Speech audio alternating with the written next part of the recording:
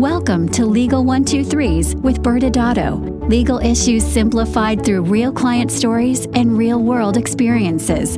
Creating simplicity in 3, 2, 1. Welcome back to Legal 123s with ByrdAdatto. I'm your host, ByrdAdatto, with my co-host, Michael Byrd.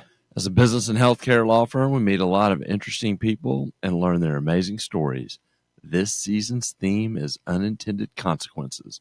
We sometimes find ourselves in a situation that can be traced back to a seemingly inconsequential or even unrelated decision. That's very true, Michael. Now, let me ask you something before we jump into today's story. Do you ever take selfies? Well, my wife and I will take them occasionally when we're out and we're too lazy to ask someone to take our picture. Okay. And I will have to say, Brad, I love to pull out the selfie move to embarrass my teenage daughters. Yes, that is a very important aspect of being a good parent, is making sure you embarrass your kids. So good for you. I agree, selfies can be fun when they work. But on a scale of 1 to 10, Michael, do you look good in your selfies? I definitely do not look as good in a selfie as I picture myself looking when I'm taking the picture. Okay. And so I can't do too many selfies or it'll chip away at my self-confidence. All right, fair. But I'm not going to actually put a number on it for you. Okay. All right. See, I would have said 100, but that's okay. But yeah, you never fail for confidence. Yes. All right. Do you have a trick to make you make sure you feel like you got the right shot when you actually do the selfie? I try. I mean, I work on the angles. I mean, my goal is to avoid the double chin look. Sure. Yeah. I have not mastered it like my kids have. They can flip a phone at like all these different angles and come out with a perfectly normal looking picture. But where are you going with all this selfie talk? All right, fair. I read the story that blends cycling, selfies, and a little bit of chaos. For some reason, our partner Jeff Siegel just popped into my mind when you said that. He's an avid cyclist. Does this story have to do with him? Yes and no. Okay, Brad, that's a vague answer, a very lawyer answer. Okay. Should I said it depends? You may as well have. It seems pretty straightforward as to whether you have a story about our partner Jeff Siegel or not. Okay, give me a second, and I will get back to your Jeff question. This article described this unintended consequences of taking a selfie. Did the article use those exact words? No, but it should have. All right, picture this. It's stage 15 of the Tour de France. You got fans lining the mountain, cheering, your favorite cyclists, and exciting stuff, right? Okay, I actually think I know where you're going with this. Yes. Now, while watching this event, fans love to capture these moments with cameras and sometimes their phones. Watching the Tour de France is, I'm not going to pronounce it like you, Brad. No. It's stressful when you see the crowds packed on those super narrow mountain streets. Yes. And then see the bikers fly by. Actually, when I was in Europe last summer for my first time, that's what I thought about was those bikers, like how in the world they do that. I know. I agree with you. And however, sometimes the excitement does lead to mishaps. And in this case, a spectator decided to take a selfie right in the path of incoming riders. So imagine this. The fan extends the arm, the phone in hand, all while a group of cyclists are speeding by. Oh, I remember this story. I knew this where you were going. Tell the audience what happened. Well, the extended arm actually clipped the handlebars of an American rider, sending him tumbling and crashing into a massive pileup of basically 20 other riders in this pileup. Yes, I saw the video. Total mayhem. Yeah, if you haven't seen the video, audience members, it is quite a spectacle. The pileup was the worst since an incident in 2021 when another fan holding a sign knocked down a rider, resulting in multiple injuries. So one thing I don't know, do you know what happened to the selfie spectator? Yes, she turned herself in and faced a fine of basically $1,300 after going to court. It makes you wonder how many times during a tour does something like this actually happen, or maybe more importantly, maybe they should be focusing on the phone so much. Yeah, that fine seems pretty small based on the impact that happened. But it does. I agree with you, Brad. It seems like the selfie phenomenon has some dangerous repercussions. Yeah, I do agree that the fine does seem low, but she does live in France, so she's probably going to be shamed for the rest of her lifetime since cycling's a big sport there. But here we have a moment where hundreds of athletes are really competing at their highest level and riding up a mountainside, as you said, and it takes just one inattentive fan to create this absolute havoc in seconds. And the Tour de France, these athletes are obviously trying to showcase how great they are, but obviously it's an important reminder to have a little bit of situational awareness. So I'm going to go back, Brad. You never talked about Jeff, Oh. and you gave me that vague answer. What does this story have to do with him? So as you know, our partner, Jeff Siegel, is the keeper of amazing stories. He actually has ridden on the Tour de France course, and in doing so, he was riding it the day before the actual riders were riding it up and down those mountain paths that you and I are wondering how they do it. So, and I don't think he took actually selfies while riding, though. You know, the lead to that story right there should be the fact that we actually got you to pronounce it like a Texan. Oh. You said Tour de France, Yeah. like I do, instead of going with Been your hanging out French. with you too much. I know. All right, let's move on. I think it's time to hear about our story for today. Do you have something good for us? I have an amazing story. Okay. You're gonna laugh. You're gonna cry. You're gonna hug me at the end. Mm. So I'm excited about this story. The highlights of this unforeseen complications that can arise in the world of healthcare investments. So the backdrop is we have a physician who is really savvy when it comes to growing a medical practice and on his own personal investments. And we'll just randomly call him Dr. Lance Armstrong. He has taken a few online business courses, read extensively on investments. It really because he's doing so well, a lot of confidence in his business models. Okay, 2 questions. All right. Does Dr. Armstrong take steroids to help him with his investments? Second question, what was his overarching goal with this? All right. First, there's no comment at this time whether or not Dr. Armstrong is juicing to assist him with his investment opportunities. So we'll just leave that for right now. Second, to your second question, Dr. Armstrong took back to the overreaching goal was he had these commercial payers, and he was really feeling the pressure of the change in reimbursements. And because of that, he was trying to find a way to develop passive income that was not driven by him personally having to perform professional services. Yeah, this is an age-old pressure point in the physician world of that kind of pushes them to looking for ancillary revenue opportunities.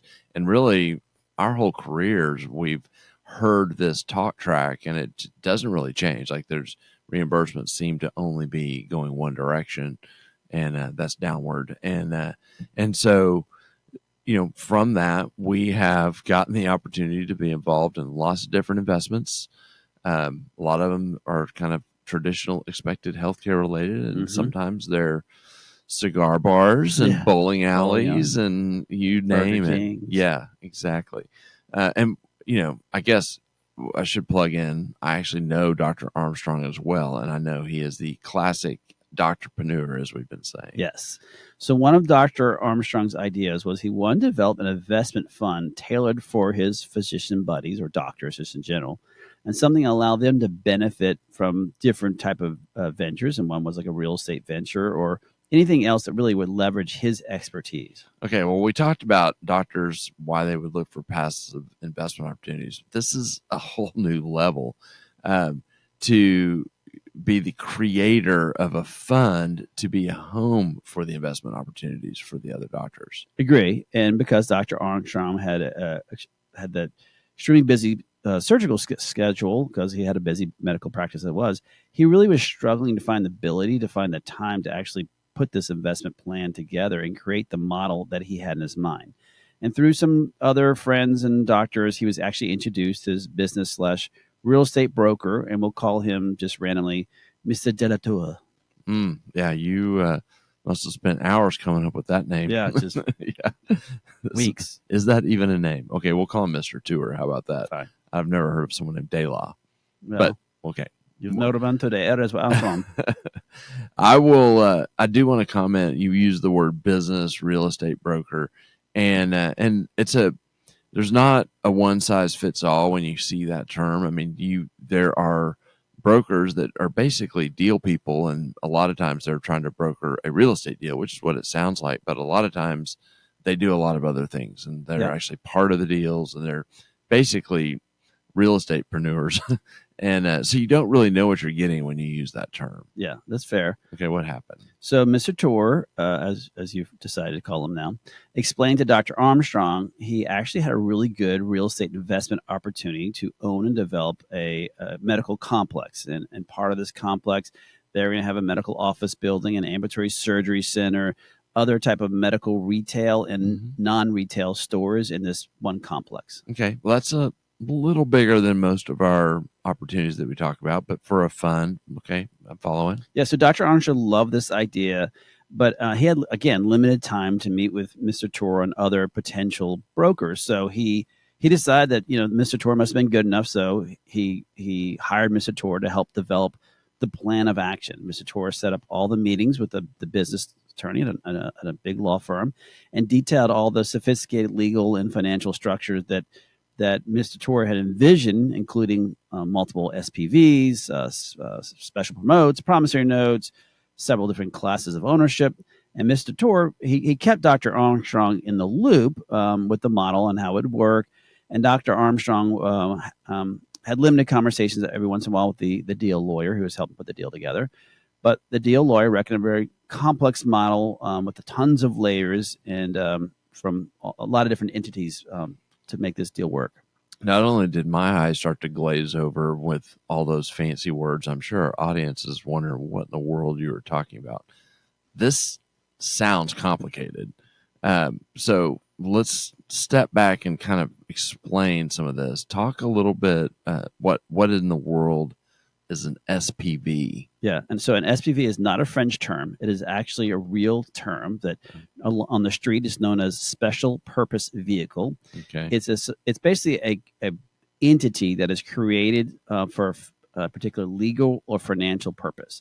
It's often used to isolate financial risk. So Mr. Tor explained to Dr. Armstrong that Mr. Tor believed that this would provide a favorable structure for all their investment opportunities. Now remember, this real estate deal just a piece of the ideas they had.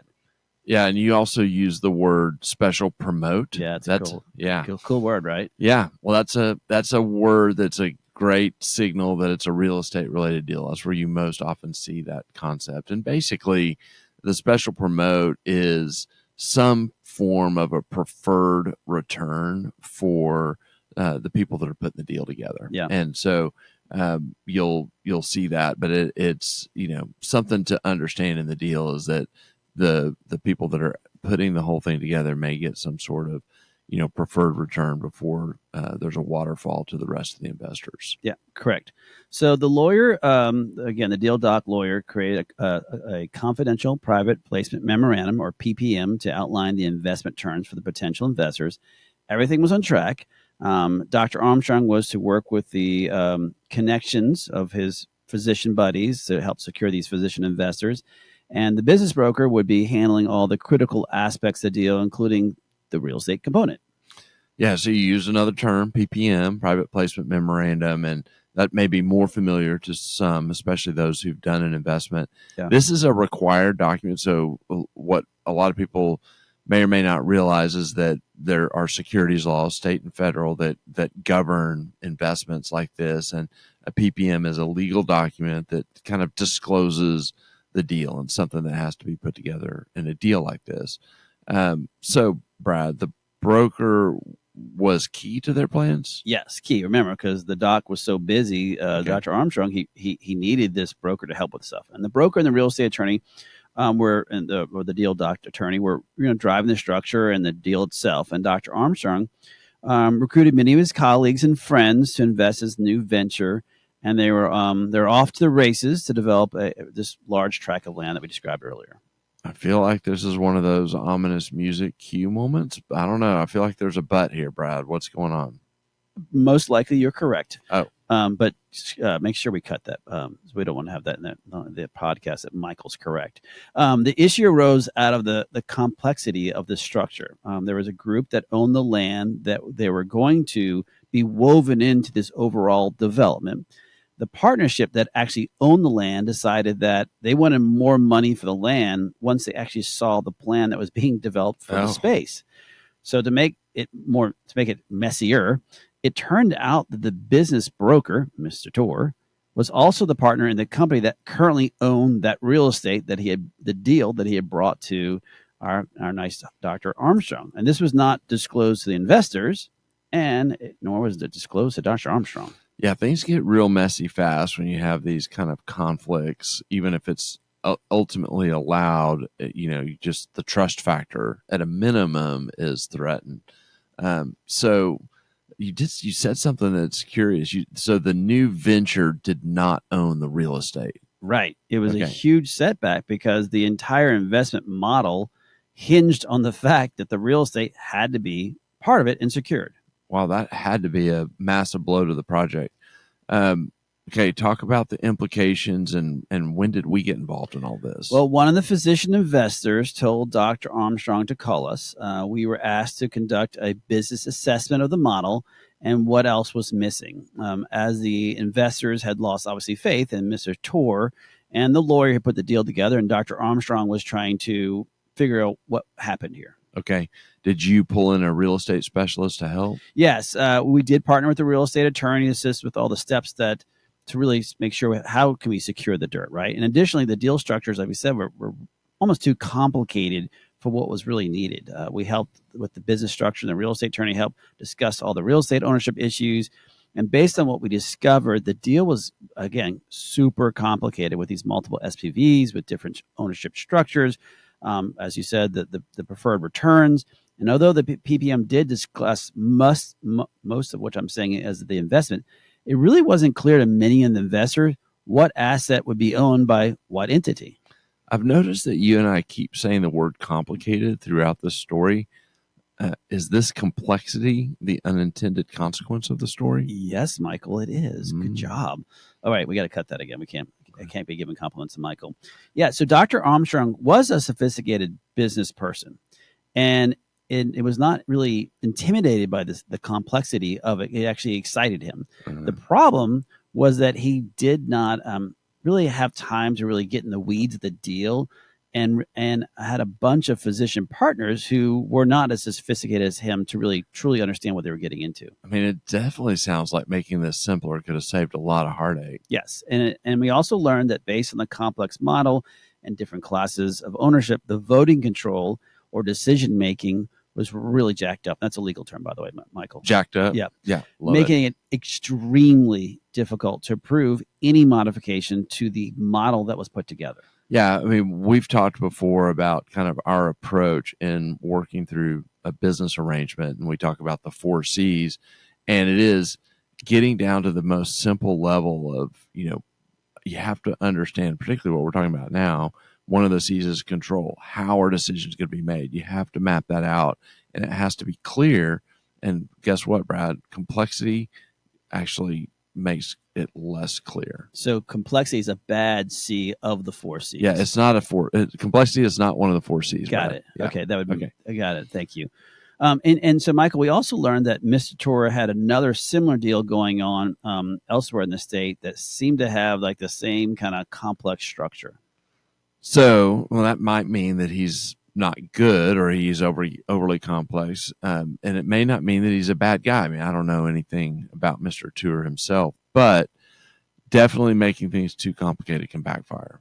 Yeah. So after speaking with Dr. Armstrong, we recommend the venture had to be restructured entirely. The problem was there was a risk of fraud claims from those investors because they could argue that the failure to contribute to real estate was deceptive or false.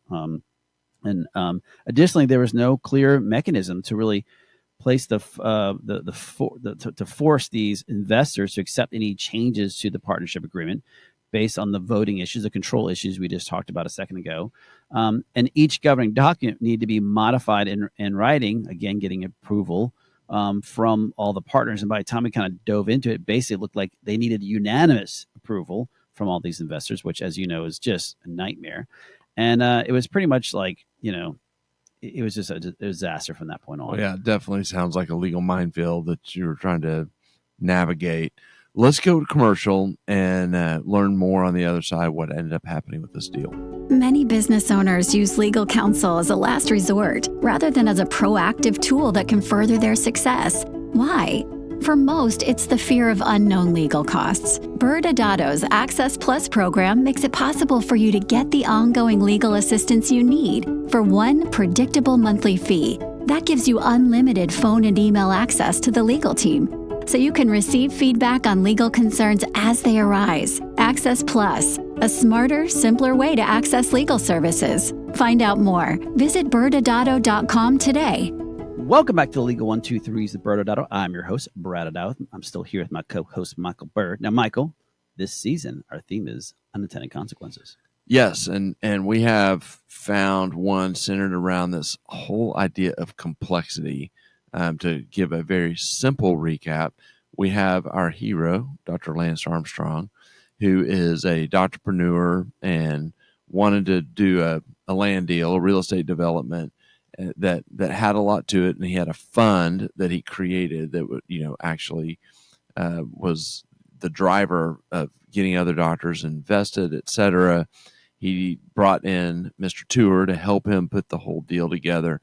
And what we learned as we were going along is that this thing was created in a super complicated manner. Mm-hmm. And we had some mishaps because they did not secure the land before they kind of put the deal together, or they thought they had, but then the landowners kind of, started trying to change things. More dinero. And so where you left off, you were talking about all the stuff when we became involved that you were trying to do to try to fix it, but also navigate the whole thing from blowing up. Yeah. Before we start providing the legal impact on the story, you mentioned some additional issues which were complicating this situation. So let's talk a little bit more about that. Yeah. And so, again, we had doctors investing. So there were some healthcare regulations that just weren't really considered or addressed, which could really affect the timing of this deal and obviously the overall structure and reorganization. And unfortunately, the business attorney had not been fully mapping out these moving parts, as Mr. Tor really kind of failed to disclose some of these key elements to the deal that maybe the business attorney, if he had known, could have changed it, thus leaving the venture in this precarious situation where the investors, they were in this complicated model that maybe wasn't functioning as intended. So talk a little bit about the legal risks, that the founders have, including, our client, Dr. Armstrong. Yeah. So the failure to develop the deal correctly exposes the founders to significant legal risk, right? They didn't get the dirt. And so they could have been liable for misrepresentations or failure to deliver the promised investment structure. And, any of these investors decide to pursue legal action, it could result in financial consequences. And for Dr. Armstrong, more importantly, a tarnish in his reputation with all his friends and doctors that he brought into this deal. Yeah. I mean, you would have to hope that the PPM which is needed, and we talked about it earlier, had some risk disclosure. But even it's, as you know, Brad, I mean, even if it's a really nice document that discloses risks, like that maybe the land wouldn't be secured, you're still dealing with a lot of expectations, and you don't know what things were said that were promised that could create this, additional risk to the founders. Yeah. But you also mentioned something above too. You were talking about the business attorney. So let's talk about the business attorney in this deal and the implications. Yeah, and hopefully our audience member understand. Be clear, this business attorney is a really well-respected business attorney, so it really wasn't like he had done something bad from that problem. The problem for him was two issues. One, he had really never done a healthcare deal before and didn't really know what questions he should have been asking. Other than what he was dealing with on the real estate side, which he was in creating this investment model. Two, he relied heavily, unfortunately, on the input of Mr. Tor to really set this model. Now, Dr. Armstrong liked what he was hearing, but he didn't really understand either the actual impact of what the business attorney was putting together. Yeah, so he didn't kind of take control of the conversation. He was doing as he was told, which resulted in a convoluted business structure, and that can. He could have potentially done a better job of trying to, rein them in. But you mentioned this whole healthcare problem, and that's what's so challenging about kind of the business of healthcare is you can have a business attorney that's really good on the structure side. And you can also have a healthcare attorney that knows the regulations, but doesn't really know the business side. And for any of these deals, you have to have both disciplines covered from a subject matter perspective, or you'll be carrying some risk. Yeah, fair. Which is one of the reasons why we brought the real estate attorney in. Yeah. But while Dr. Armstrong was confident in his knowledge about the grand vision he had, but encountering these unforeseen obstacles due to the complexity of this investment model and his reliance on Mr. Tour, it just wasn't really fulfilling the role that he thought Mr. Tour would be doing. This led to obviously the risk that we talked about earlier, and obviously massive disfact. The investors were really dissatisfied with the structure of the venture. Yeah, and it's hard to adequately paint the picture of what this looks like because you're not talking about a couple of weeks delay when something like this happens. You're talking about months, and you're talking about really elevated emotions because people have their money sitting out there that it's threatened, and so it really is that legal minefield where you're just trying to keep things from boiling over. But I'm curious what ended up happening with the venture. Yeah, and it's the complexity actually made it very difficult to get this deal moving the way, as you said. And you had doctors who were investing in a medical office building and moving their practice there, and now we're delayed by years almost to the point because of this reinvestment. So that was your point, is that's a huge issue that the deal wasn't done properly. Eventually, the initial investors, unfortunately, were diluted. As they needed to put more money in it. And this caused the need to bring in a new commercial bank, which then mean that the certain investors, if they wanted to, now had to be guarantors of this loan, which the original deal was not a part of. So some of the investors said no to that. So, I mean, you talk about the back and forth to slow this thing down. Now we have a new commercial bank involved. We had physicians who were being diluted, and those who didn't want to get as diluted, they had to put money in and or do a guarantee on this new venture. It just ended up making it very difficult. Now, we were able to simplify the deal and actually just say, hey, this is a pure real estate deal. Let's not worry about the investment entity right now, because all we're trying to do now is get this medical office building launched. And the investment opportunity, although was Dr. Armstrong's vision, it just ended up not being something that we need to concentrate. I threw out a word. Maybe you can talk about the guarantee.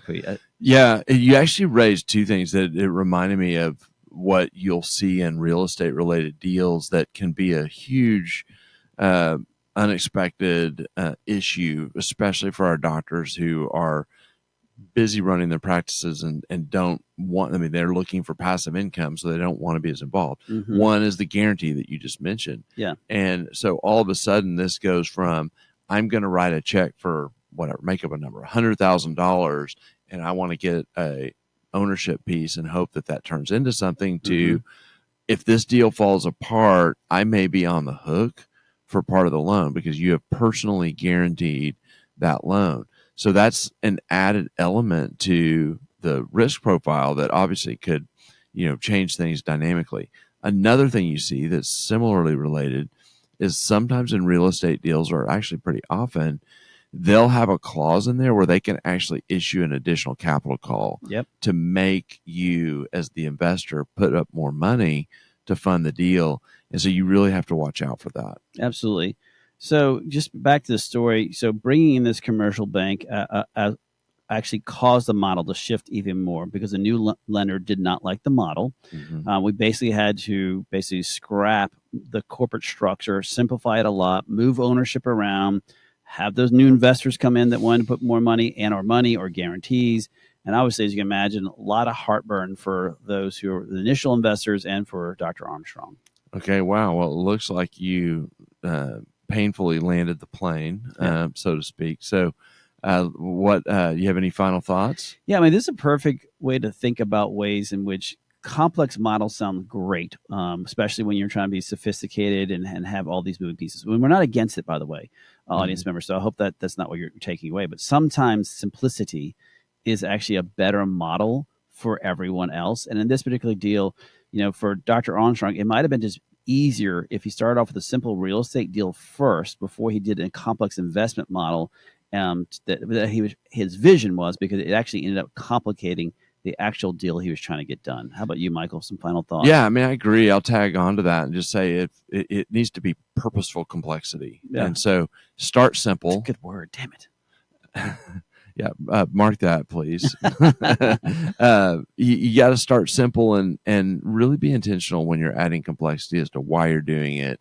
And again, to your point, it can have a purpose but you can also spiral out of control if you just keep adding on. Absolutely. Well, audience members, we're back next Wednesday when we discuss unintended consequences of operating on crazy patients. ByrdAdatto is providing this podcast as a public service. This podcast is for educational purposes only. This podcast does not constitute legal advice, nor does it establish an attorney-client relationship. Reference to any specific product or entity does not constitute an endorsement or recommendation by ByrdAdatto. The views expressed by guests are their own, and their appearance on the program does not imply an endorsement of them or any entity they represent. Please consult with an attorney on your legal issues.